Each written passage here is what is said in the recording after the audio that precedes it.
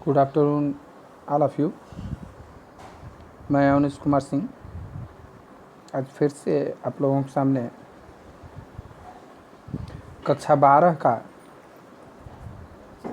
आरोह भाग 2 से गद्य खंड का पहला चैप्टर भक्तिन का 5वां भाग वीडियो लेकर के उपस्थित हुआ हूँ।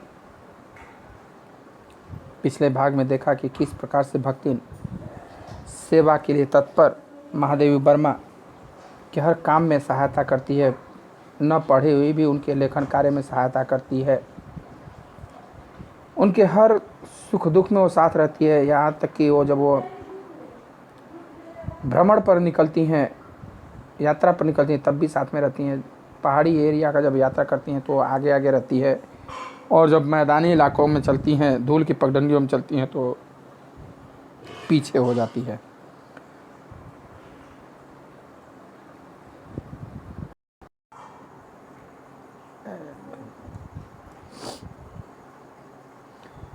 यहाँ तक हम लोग पढ़े थे कि भक्तिन जब महादेवी वर्मा टूर करने जाती थी तो उस समय भी भक्तिन जाती थी उनके साथ, और पहाड़ी रास्तों पर वह आगे आगे चलती थी क्योंकि पहाड़ों पर खतरा अचानक आ जाता है तो सारा खतरा अपने ऊपर मोल लेना चाहती थी। और जब मैदानी इलाका आता था, धूल भरे रास्ते आते थे तो वहाँ पीछे पीछे चलती थी ताकि उसके पैरों की धूल मालकिन के ऊपर ना पड़े। यहाँ तक हुआ था। अब आगे देखिए कि उस समय विश्व युद्ध को देश की सीमा में बढ़ते देख सभी लोग पलायन करने, आतंकित हो गए थे, भयभीत हो गए थे। द्वितीय विश्व युद्ध की बात हो रही है, सन 39 से 45 के बीच में। तो भक्तिन के भी बेटी दामाद आए नाती पोतों के साथ, और उसे अपने साथ चलने के लिए बोला।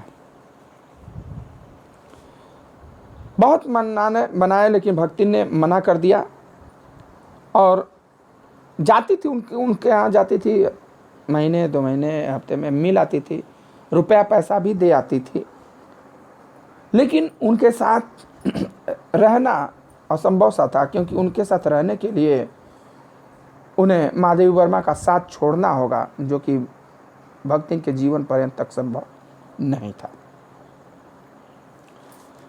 लेकिन जब गत वर्ष यानी पिछले साल युद्ध के भूत ने वीरता के स्थान पर पलायन वृत्ति जगा दी थी, तब भक्तिन पहली ही बार में सेवक की विनीत मुद्रा के साथ मुझे गांव चलने का अनुरोध किया। पिछले साल अब युद्ध का खतरा बढ़ने लगा है, सब लोग डरने लगे। अब जो पहले कहते थे अरे युद्ध नहीं होगा, कुछ नहीं होगा, हम लोगों को कुछ नहीं होगा, जैसे कि अभी कोरोना चला था तो पहले लोग कहते कुछ नहीं है, कोरोना कुछ नहीं होगा, लेकिन अब जब लोग मरने लगे तो लोग अब डरने लगे कोरोना से। तो उसी तरह भक्तिन भी पहले कहते थे कुछ नहीं होगा, परंतु जब सभी लोग पलायन करने लगे, शहर छोड़कर जाने लगे, तब भक्तिन पहली बार गई और महादेवी वर्मा का बस अनुनय विनय करते हुए कहता कि मालकिन अब गांव चलिए। वहाँ लकड़ी रखने के मचान पर अपनी नई धोती बिछाकर मेरे कपड़े रख देगी, जिस पे लकड़ी रखा जाता था मचान ऊपर, उसी पे मैं अपनी धोती बिछाऊंगी और कपड़े वहीं रखूंगी। कीले गाड़कर, और उन दीवार में कीले गाड़ देगी और उस पर पटरा रख करके किताब रखने के लिए रैक बना देगी। धान के पुआल का गोदरा बना करके, यानी पहल जिसको बोलते हैं, उस पर अपना कंबल बिछाकर वह मेरे सोने का प्रबंध कर देगी। मेरे रंग स्याही आदि को नई हाड़ियों में सजो कर रख देगी और कागज पत्रों को यथाविधि एकत्र कर देगी। छीके में, छीका जो कि टांगने के लिए होता है, जिस पे दूध वगैरह का बर्तन टांगा जाता था। तो लेखिका ने कहा कि भाई देखो, मेरे पास वहाँ जाकर रहने के लिए रुपया नहीं है। यह महादेवी वर्मा भक्तिन के बातों को अवकाश देने के लिए, रोकने के लिए कहा कि ऐसा कर देंगे तो मान जाएगी, नहीं जाने के लिए। पर उसके परिणाम ने मुझे विस्मित कर दिया। तो जो उसका रिजल्ट आया उसने मुझे आश्चर्यचकित कर दिया। क्या हुआ भाई? भक्तिन मेरे कान में धीरे से आकर बोली कि मैं उसके पास 5 बीसी और 5 रुपया है। 5 बीसी यानी कि 5 20 रुपये के नोट, और 5 रुपया अलग से, यानी कि 105 रुपया है। गड़ा रखा है, उसी से वह सब कुछ प्रबंध कर लगी। जो रुपए पैसे इधर उधर से उठा करके रख देती थी, वो वही पैसा है। 100 रुपया उस समय का 47 के आसपास, आज के ज़माने का उसमें मान के चलिए 1 लाख रुपए के बराबर है। क्योंकि उसी से प्रबंध कर लूँगी। और युद्ध जो है कि वो कोई अमरावती का घड़िया पिकर यानी अमर का फल खा करके थोड़ा एक ही ज़िंदगी भर आएगी। और जैसे ही हालात ठीक होगा हम फिर वापस आ जाएंगे। भक्तिन की कंजूसी के प्राण पूंजीभूत होते होते पर्वताकार बन चुके थे। कंजूसी कर करके अपने इच्छाओं को, अपने भावनाओं को मार करके इसने पैसा बचाया था और जो इतना बड़ा हो गया था। परंतु इस उदारता के डायनामाइट ने क्षण भर में उन्हें उड़ा दिया। डायनामाइट विस्फोटक पदार्थ। इन्होंने जब कहा, महादेव वर्मा ने, कि इतने थोड़े रुपए का कोई महत्व नहीं है। भाई इनके लिए तो थोड़ा रुपया था, लेकिन उसके लिए बहुत ज़्यादा ये रुपया था। कहते भाई मेरा खर्च बहुत ज़्यादा है, इतना कितने दिन चलेगा। परंतु भक्तिन के लिए रुपए के प्रति जो अनुराग था, प्रेम था, वह प्रख्यात हो चुका था कि यह पैसे के लिए कुछ भी कर सकती है। पर मेरे लिए उसका परित्याग मेरे महत्व की सीमा तक पहुंचा देता है। परंतु लेखिका के लिए वो उस रुपए को भी त्याग कर देना चाहती है। यह लेखिका के महत्व को, उसके जीवन में लेखिका के महत्व को बताता है कि लेखिका उसके लिए कितना महत्व रखती है। भक्तिन और मेरे बीच सेवक स्वामी का संबंध यह कहना कठिन है। महादेव वर्मा कहते कि मेरे और उसके बीच नौकर और मालिक का संबंध हो, यह बड़ा कहना कठिन है, क्योंकि कोई ऐसा स्वामी नहीं है जो कि उसकी इच्छा हो और वह अपने नौकर को निकाल ना सके काम से। और कोई ऐसा नौकर नहीं होगा जो कि मालिक के कहने पर कि तुम मुझे छोड़ के चले जाओ, तुम्हारे यहाँ काम नहीं है, वह हंस करके टाल देती है। भक्तिन को नौकर कहना उतना ही असंगत है जितना अपने घर में बारी बारी से आने वाले अंधेरे उजाले और आंगन में फूलने वाले गुलाब और आम को सेवक मानना है। भक्तिन कोई नौकर नहीं है। जिस प्रकार से अंधेरा उजाला आता रहता है, उसी प्रकार भक्तिन का हमारे जीवन में आना जाना लगा रहता है। वो हमें छोड़कर नहीं जा सकते, हम उसके बिना नहीं रह सकते। आम का फूलना फलना सर्वमान्य है, प्रकाश का आना जाना सर्वमान्य है, उसी तरह भक्ति का मेरे जीवन में या मेरा भक्ति के जीवन में रहना सर्वमान्य है। जिस प्रकार एक अस्तित्व रखते हैं वे सब, जिससे सार्थकता देने के लिए ही हमें सुख दुख देते हैं, उसी प्रकार भक्ति का स्वतंत्र व्यक्तित्व अपने विकास के परिचय के लिए ही मेरे जीवन को घेरे हुए है।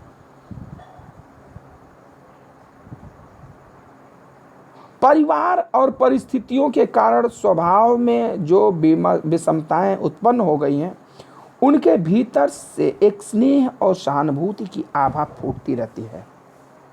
इसी से उसके संपर्क में आने वाले व्यक्ति उसमें जीवन की सहज मार्मिकता पाते हैं। इतना परिवार में अपने दुख झेली है, इतना समाज से उसने धोखा खाया है, उसके बाद भी उसके स्वभाव में इतनी सहानुभूति है लोगों के लिए, इतना प्रेम, इतना दया है कि उसके संपर्क में जो भी आता उससे अपने जीवन में सहज मार्मिकता भाव मिल जाता।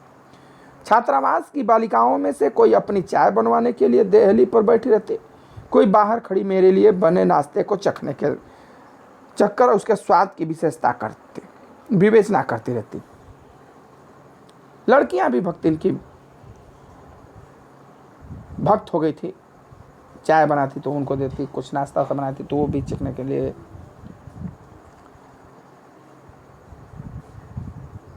और मेरे बाहर निकलते ही सब चिड़ियों के समान उड़ जाते, भाग जाते थे। फिर जैसे अंदर जाती फिर आकर के वहीं बैठ जाती दरवाजे पर। इन्हें आने में रुकावट न हो, संभवतः इसी से भक्ति अपना दोनों जून का भोजन सवेरे ही बनाकर ऊपर के आले में रख देते हैं और खाते समय चौके का एक कोना धोकर पाक छत के सनातन नियम से समझौता कर लेती है। भाई लड़कियां आती थी तो वो बड़ा साफ सुथरा वाली थी, उन्हें दिक्कत ना हो तो सुबह ही अपना दोनों जन का खाना अलग बनाती थी, उसको रख देती थी, और शाम को होता था तो फर्श कोने में धुल करके पूरा साफ सफाई से खाना खाती थी। मेरे परिचितों और साहित्यिक बंधुओं से भी भक्तिन विशेष परिचित थे। कह रहे कि इनके जो परिचित या साहित्यिक मित्र जो आते थे उनसे भी परिचित थे, पर उनके प्रति भक्तिन के सम्मान की मात्रा मेरे प्रति उनके सम्मान की मात्रा पर निर्भर है। उनको कितना सम्मान दिया जाना है वह इस पर निर्भर करता था कि वो महादेवी वर्मा का कितना सम्मान करते हैं। कवि और कविता के संबंध में उसका ज्ञान बढ़ा है।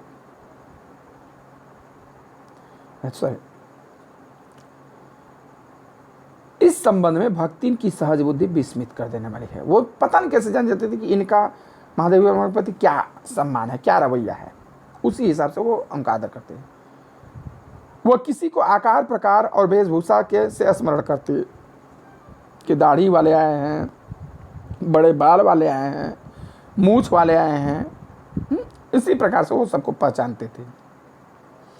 और किसी को नाम के अपभ्रंश द्वारा, अपभ्रंश यानी कि टूटे फूटे नाम,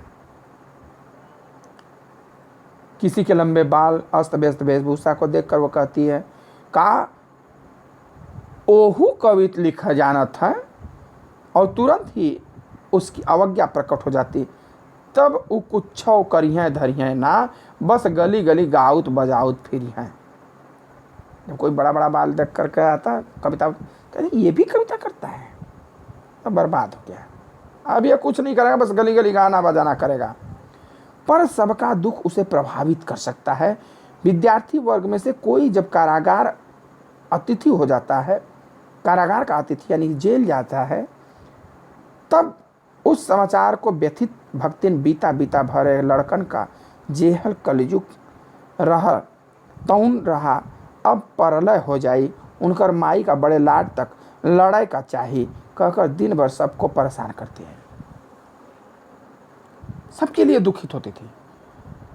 उस समय आज़ादी का दौर चल रहा था, सभी युवक छात्र छात्राएं स्वतंत्रता की लड़ाई में बढ़ चढ़ करके भाग लेते थे। तो भाई जेल भी जाना, जब कोई लड़का जेल जा रहा था तो बड़ी दुख, कहते बताइए बित्ता बित्ता भर के नहीं, छोटे छोटे बच्चे जेल जा रहे हैं, कलयुग हो गया, ये कलयुग का प्रलय का समय आ गया है, अब धरती प्रलय हो जाएगी। क्या उनके माँ बाप को बड़े बड़े अफसरों के पास उन्हें छुड़ाने के लिए जाना चाहिए? यह कहकर सबको दिन भर परेशान है। बापू से लेकर साधारण व्यक्ति तब सबके प्रति भक्तिन की सहानुभूति एक रस मिलते थे। चाहे बापू हो, चाहे कोई साधारण व्यक्ति हो, चाहे छात्र हो, चाहे छात्रा हो, सबके लिए समान भाव उसके अंदर था। भक्तिन के संस्कार ऐसे हैं कि वह कारागार से वैसे ही डरती है, जेल से डरती है जैसे यमलोक से डरती है, इतना डरती है। ऊंची दीवार देखते ही वह आंख मूंद करके बेहोश हो जाना चाहती है। उसकी यह कमजोरी इतनी प्रसिद्धि पा चुकी है कि लोग मेरे जेल जाने की संभावना बता बता कर उसे चिढ़ाते रहते हैं। और जेल से इतना डरती है कि हॉस्टल के लड़कियां महादेवी वर्मा तो जेल चली गई, उनको पुलिस पकड़ ले गई, आए थे अंग्रेज उनको पकड़ के ले गए, दिन भर उनको परेशान करते रहते हैं। वह डरती नहीं, यह कहना असत्य होगा, पर डर से भी अधिक महत्व मेरे साथ का ठहरता है। लोग कहते हैं कि भक्ति डरती बहुत थी पुलिस से, जेल से, लेकिन वह डर भी इनके साथ, डर के कारण इनका साथ छूटा तो वो डर भी वो बर्दाश्त कर जाएगी।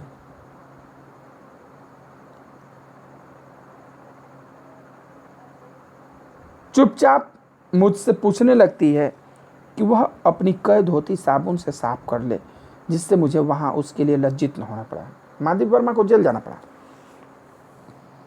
तो कहती कि अच्छा अभी बताइए, कहेगी वहाँ तो नहीं, कहते नहीं बताइए कि वहाँ हम साबुन सरफ से कभी कपड़ा नहीं धुल देती। कहती कि बताइए कितना धोती, वहाँ हम ले लें, साफ कर लें साबुन से, जहाँ आपको अपमानित न होना पड़े।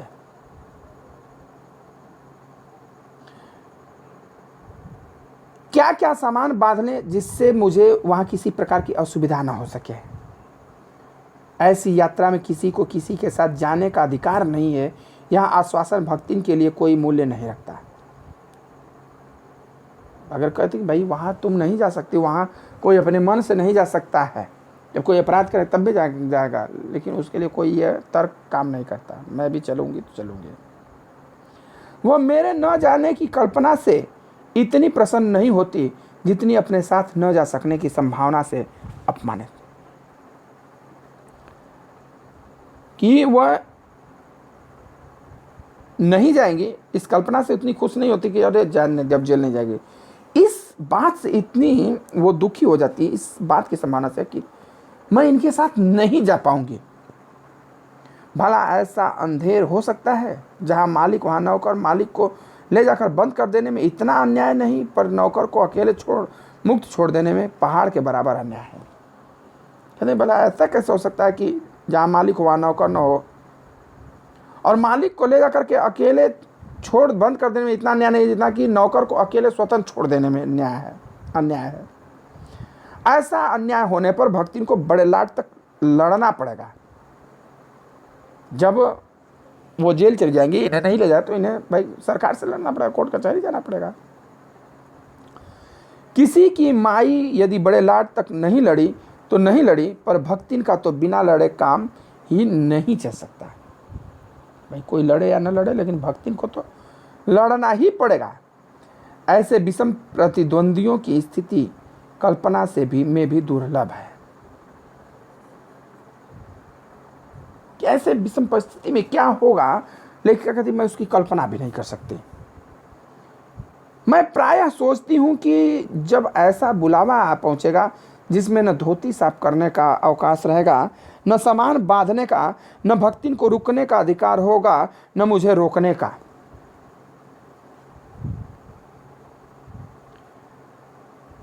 तब चिर विदा के अंतिम क्षणों में यह देहाती विद्या क्या करेगी? यानी कि अंतिम समय, मृत्यु का समय आएगा जबकि कोई पहले से कोई नोटिस नहीं है, कोई साड़ी साफ नहीं करना है, न तो उसे रोकने का अधिकार है और न मुझे रुकने का अधिकार होगा। तब भक्तिन क्या करेगी? यह देहाती बुढ़िया क्या करेगी? मैं क्या करूंगी? भक्तिन की कहानी अधूरी है, पर उसे खोकर से पूरी नहीं करना चाहती। कहती कि यह कहानी अधूरी है, लेकिन भक्तिन को मैं खोकर इस कहानी को पूरा नहीं कर सकती। यानी कि भक्तिन को मरने के बाद ही कहानी पूरा होगा। और मैं वह दृश्य नहीं लिखना चाहती, वह घटना नहीं लिखना चाहती जिस घटना में भक्तिन का मेरा संबंध, मेरा साथ छूटे। ओके, आज यह वीडियो अब यहीं समाप्त होता है। आगे